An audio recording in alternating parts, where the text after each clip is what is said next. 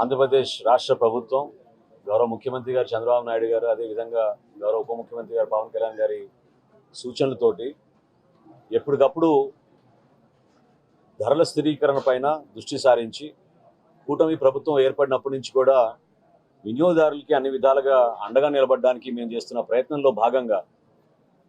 గత నెల రోజుల నుంచి బియ్యం ధరలు దాదాపు 10 రూపాయలు పెరిగినాయి మార్కెట్లో అనే సమాచారం అందిన తర్వాత క్షేత్రస్థాయిలో వాస్తవ పరిస్థితి గుర్తించి మా పౌర సరఫరాల శాఖ నుంచి ఆంధ్రప్రదేశ్ రైస్ మిల్లర్ అసోసియేషన్ తోటి చర్చించి రాష్ట్రంలో ఉన్న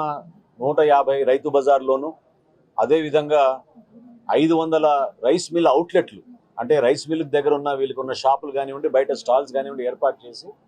ఈ రోజు నుంచి గతంలో 64-65 రూపాయలు కిలో అమ్మే బీపీటీ స్టీమ్ రైస్ బియ్యం కేవలం 52 రూపాయలకే ఈరోజు కుటుంబానికి 10 కిలోలు ఇచ్చే విధంగా ఒక వెసులుబాటు ఈరోజు కల్పించాం. అదేవిధంగా గతంలో 58 రూపాయలకి 60 రూపాయలకి అమ్మిన బీపీటీ బియ్యం అంటే పచ్చి బియ్యం అంటారు, దానిని 52 రూపాయలకే కిలోకి అమ్మే విధంగా 50 రూపాయలకే కిలో బియ్యం అమ్మే విధంగా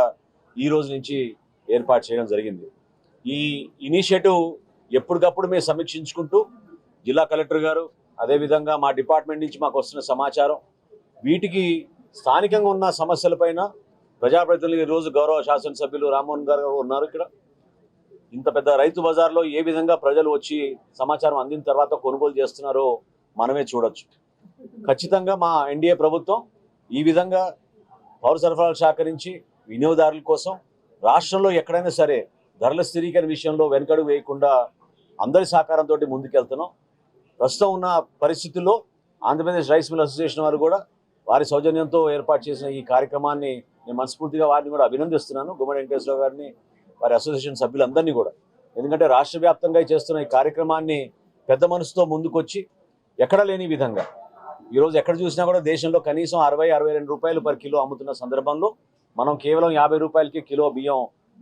నాణ్యమైన బియ్యం, సన్నటి బియ్యం, బీపీటీ అంటాం మనం, స్టీమ్ రైస్ చేసి దాన్ని మనం ప్రజలకు అందుబాటులో తీసుకురావడం చాలా గొప్ప సందర్భంగా నేను మనస్ఫూర్తిగా కోరుకుంటూ ప్రజలందరినీ కూడా సద్వినియోగం చేసుకోమని ఇవాళ రేపు గౌరవ శాసనసభ్యులు, పార్లమెంట్ సభ్యులు అదేవిధంగా గౌరవ మంత్రివర్యులు అందరూ కూడా రాష్ట్ర వ్యాప్తంగా ఒక పండుగ వాతావరణంలో ఈ రైతు బజార్లోనూ రైస్ మిల్ అవుట్లెట్ల దగ్గర కూడా ఇది ప్రారంభించమని ఈ సందర్భంగా నేను కొనియాడుతున్నాను.